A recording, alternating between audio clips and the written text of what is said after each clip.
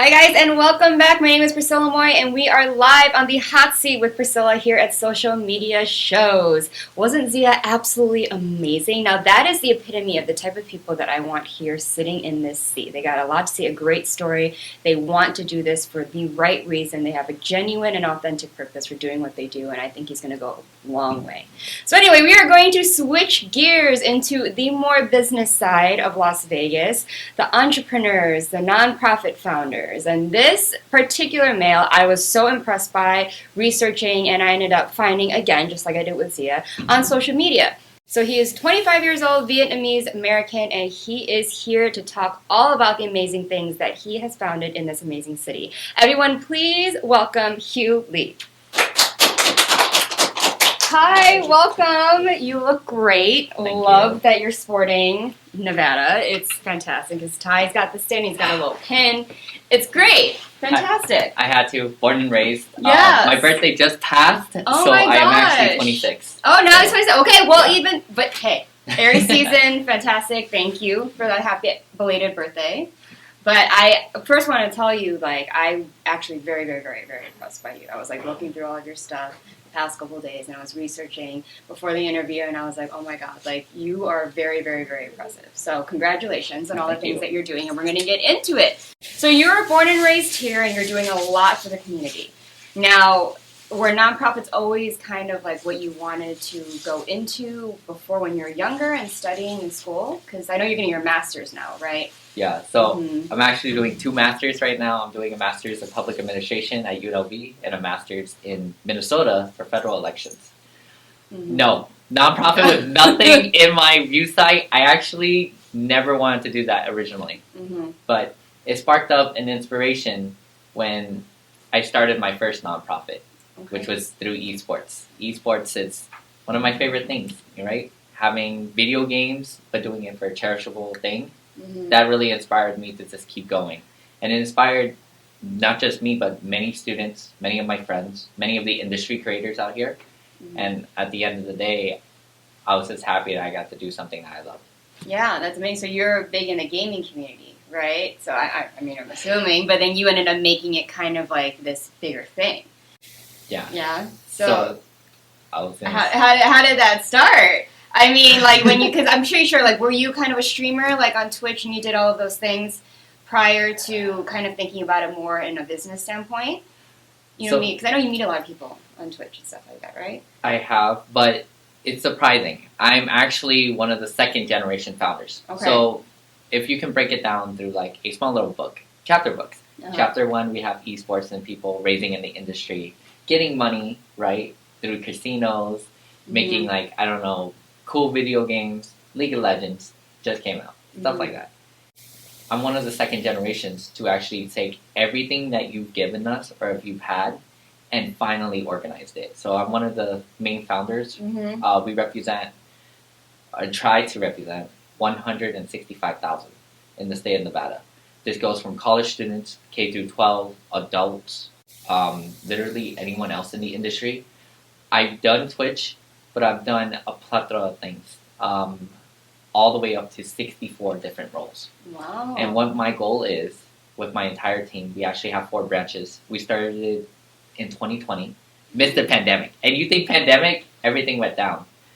We shot up. We rose up. Yeah. We organized to the top to do tournaments online, to do Animal Crossing fashion shows, which was unique. Yeah. We also have done fundraisers for charity using Twitch. We've all together as a state with all of our partners, which is a total of 45 plus, has raised over $20,000 for gamers' mental health, COVID relief, food insecurity, the whole California wildfire ordeal. Yeah.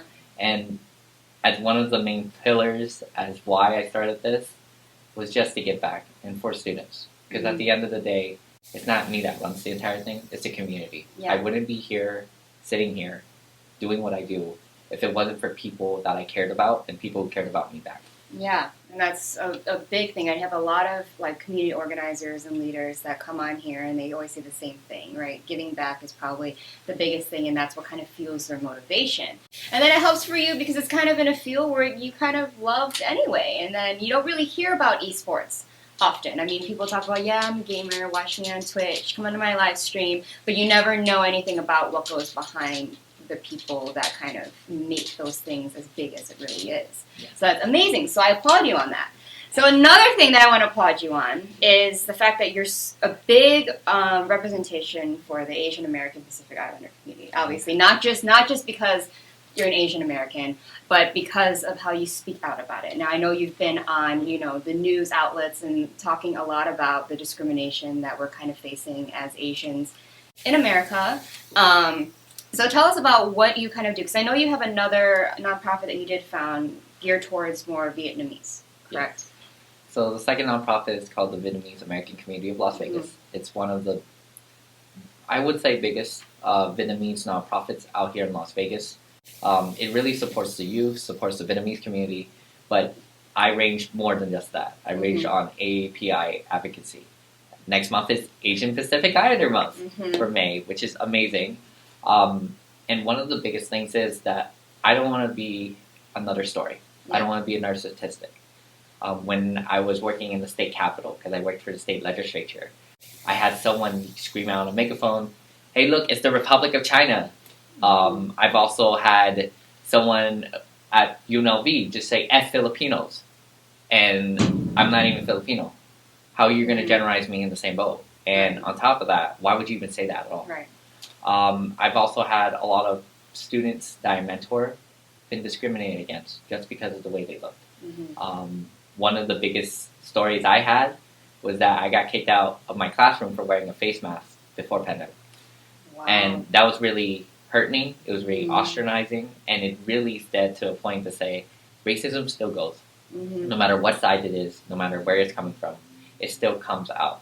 And it's a power move. It's something that's written in history, but there's ways to overcome it.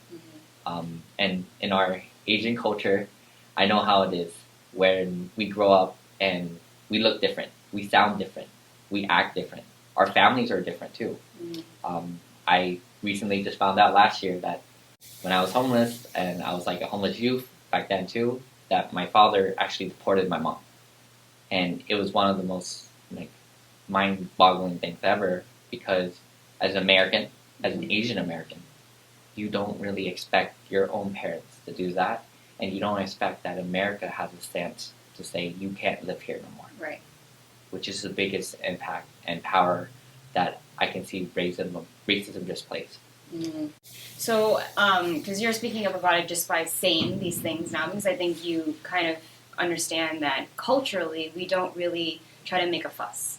A lot of Asians kind of suppress, we allow these things because it's kind of like, we're so, I hate saying this, but it's like used to it that we've been taught by our elders to just be like, oh, it's not worth stressing about, like they're going to do it anyway. Like to get used to the ignorance that is America, which is sad. So is there something, I know you get back to the community, is there something that you feel like you're doing to try to stop this or bring more awareness to it? The best thing that I've learned is to keep talking. Keep raising your voice. Keep speaking out. Keep making it on those platforms. Be the everything, everywhere, all at once type of people. Yeah. Make sure that who you are is heard, but who you are matters. Yeah. You need to have that confidence in yourself. In Vegas, it's all about who you know, not what you know. But I took in this from a Korean ambassador for the United States. It's not just about who you know, it's about who knows you. It's not just about who knows you, it's about what they say about you. Yeah. And it's not about what they say about you, it's about who you are. Yeah, that wise word. That should be like your slogan for like everything, because you're also running. So that was a great lead into what next thing I want to ask you about, is because you're running for something right now, right? Well, I formally ran for something. Okay. Yes. Well, that's a first step, right? So tell them a little bit about what you formally were running for, because I know you also just came from a state legislator meeting, so you're really into all of these things and actively, constantly doing stuff. So you can tell the audience. So activism is one of my biggest parts of my life, and then last year I took to take the step and say I want to run for office. I wanted to run for University Board of Regent. There are people who are in charge of the entire college system. One of the best things that they do is that they're in charge of tuition. what a big blamer. Having tuition fee online be cheaper, because usually all the students who are taking online schooling either have kids. Yeah. They are going to do 2 jobs just to pay for college already. And the last part is that they don't have transportation. Mm-hmm. The only way to make things more accessible is to make things affordable. And that's what everyone related to. I made it out primaries just a little bit, or I couldn't make it out, but with 5,000 votes. I just wasn't no other face. I wasn't just another person on that ballot. People actually listened, and students listened too. Yeah, because that's great, because you still technically, like, you have your bachelor's, but you have 2 masters that you're going, so you're still actively a student. So you are speaking as a student, not just like, oh yeah, I graduated like 10 years ago, but you're dealing with this now. And so you can speak from the viewpoint of, and have the power and the stance that a lot of students don't really have to really say, because everyone hears, oh my God, like my loans, I'm going to be in debt forever, and like things like that. But you have the power to be like, no, A, B, C, D, these are all the points that a lot of people might even think about. Because they might think about, like loans, or people that can't get loans, but like they don't think about the transportation. They don't think about like the books, like the equipment, just having a bag to carry their stuff to school, like proper clothes, and things that they would need to be a healthy student, to sit there and study and not go through distress of having to constantly worry about making the money to study, right? It goes hand in hand. And so I think that that's amazing, and I think that you have a lot going for you, so I congratulate you on that. Thank you. Yeah. So what are you currently working on now that you can, if you can tell the audience? Maybe cat out of the bag. I'm hosting the very first ever Esports Gala. Oh, so wow. It's going to be a fundraiser just to help move the esports industry for students. Yeah. We're all education and student focused. So there's that. Currently, right now, at this moment, there is a legislative bill, AB 82, held by our very first ever Filipina Assemblywoman, Erica Mosca. She's amazing. We're doing a World Esports Day bill, where every year the governor has to recognize, sign a proclamation that the second before last Saturday of October is World Esports Day, and where we can gather, get people together, get students together, and stuff like that. Wow, that's amazing. So you have a lot going on. So this is kind of like, now you're going to hosting a gala in front of all these people. This is kind of like your... you're going to sit here in front of the camera. I can feel like you're a little nervous, but it's great. It's great. I hope I make that more comfortable for you. This is all for the better, my friend. I'm just kidding, but that's great. I love that you have this love for Nevada, this love for the community, and you're trying to do all these different ways and outlets in giving back where you can. And I think it's a new part of your generation where you're just trying to find new ways to speak for in the present, not after you get out of that time period, what's happening right now and how can we fix it. And I think that's great. So can I ask you, I always ask this question if we have time, and it's like, what is a philosophy that you live by? Be who you are and say how you feel, because those who matter don't mind, but those who mind don't matter. Fantastic. It's like the truest version of be yourself. Yeah. And get it? Be Hieu, Vietnamese.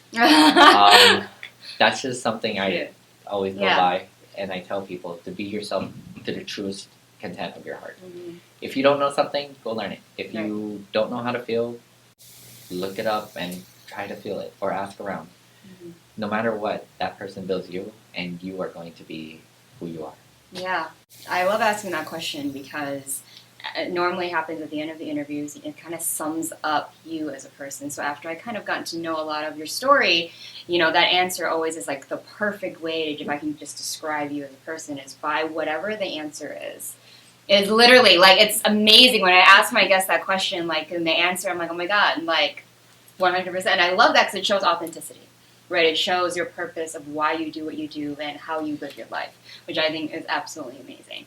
So now that, people have gotten to know you a little bit, where can they reach out? How can they reach out? Are there things that you kind of freelance to try to help others about? If there are, a lot of API people in distress, would you consider yourself a consult to kind of aid in pushing voice and along with your esports and kind of pushing these different things that you're doing?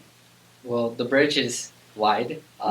Basically, we have Twitter, which is like Lead Nevada for the nonprofit.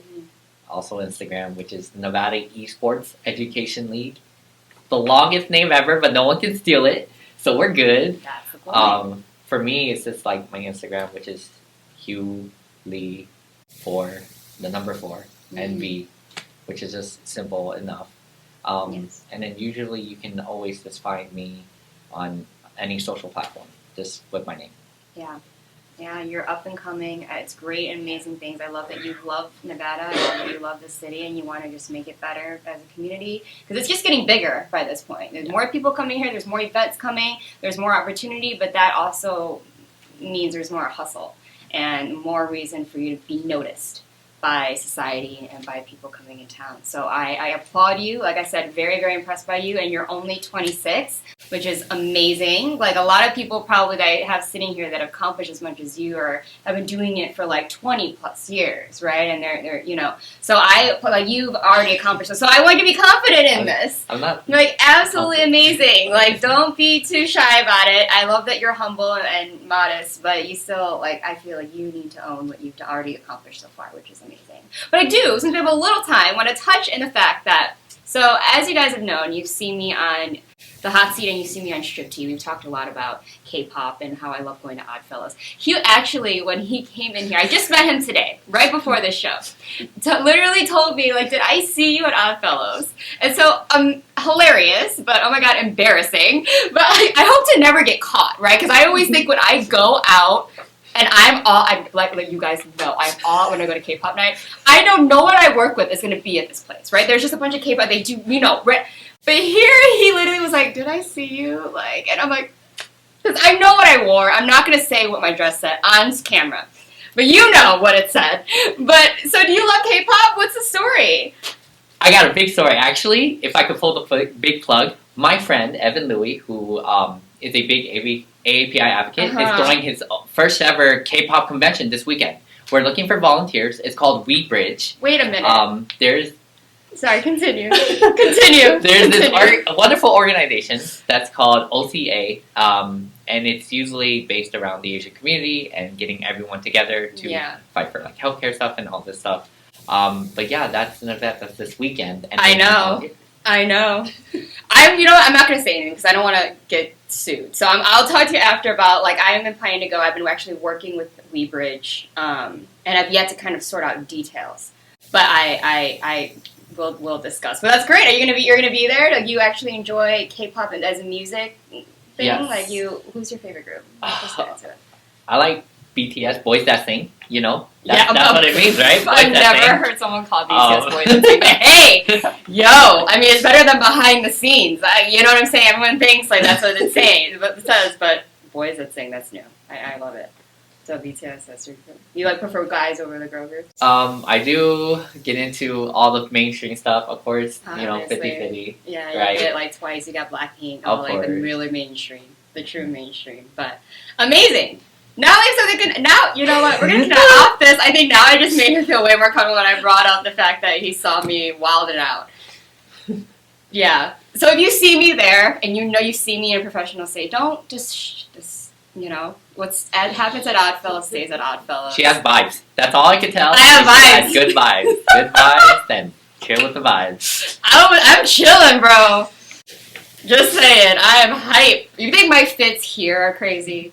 You should see what I do once a month at Oddfellows. Yeah. You go often? I know some of our mutual friends actually are K-pop people. I know from, you go every month? No? My best friend, wife, is one of the main K-pop people, so. Nicole? Yes. Oh, I should, I know we're going to talk about, okay, anyway. Amazing, but Hieu Lee, everyone, thank you so much. You just literally got us sitting here talking tea time, but I really don't think you guys want to sit here listening to me talk about K-pop like I do 24/7, and we don't need that here, okay? This is Priscilla, this is not the tea, so we saved that for Strip Tea. But everyone, Hieu Lee, absolutely amazing. A guy with all the vibes. He's young, he's out here, he's hardworking, he's got a lot going for him, and he has a great vision for Nevada, and he is working towards that every single day, running here, there, everywhere, and involving himself in everything that happens in this city, which is what you need to be doing. And I love that about the people of Las Vegas. The ones that are serious are here involving themselves in as much as they can to make this city more prominent, more accessible, and just to invite more opportunities here so that we can just also have more opportunities. Because when did we ever have a K-pop convention coming here? Like, come on, guys. Thanks to these guys for opening that door. But anyways, that's a whole other story. But everyone, Hieu, everyone, round of applause. Make sure to look him up, reach out to him, support him, vote for him, do all these things. So his gala, all these things that he's doing, absolutely amazing. He's a visionary. So, well, don't go anywhere. When we come back, we always have my closing monologue because you love to hear me just spitting words. Always talking. The mouth be running. I'll see you after the break. Don't go anywhere. This show is brought to you by New American Funding. Social Media Shows is a production company based here in Las Vegas, Nevada. We offer these services.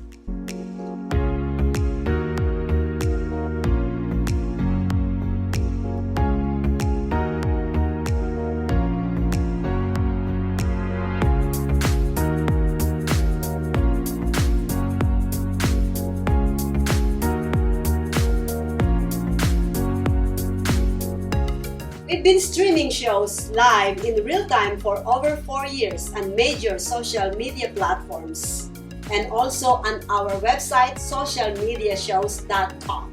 And we are now on Roku TV. We welcome you to have your own show on our TV network. Call us 651-955-8743 or email us at admin@socialmediashows.com. Hello, everyone. This is Joseph Skoda with Social Media Shows. Well, I thank all of you for your support through these last several years, and it's been a lot of fun. We've given people a voice they never had before. Now, Social Media Shows is always collaborating with our veterans to help them do things and help out the veterans who are struggling today. And we teamed up with GI Connections, connecting veterans with resources. So please consider helping and donating to this great cause because we're always doing things for veterans. So GI Connections, Social Media Shows, and you is what makes the world a better place. Once again, Joseph Skoda, proud United States Air Force veteran.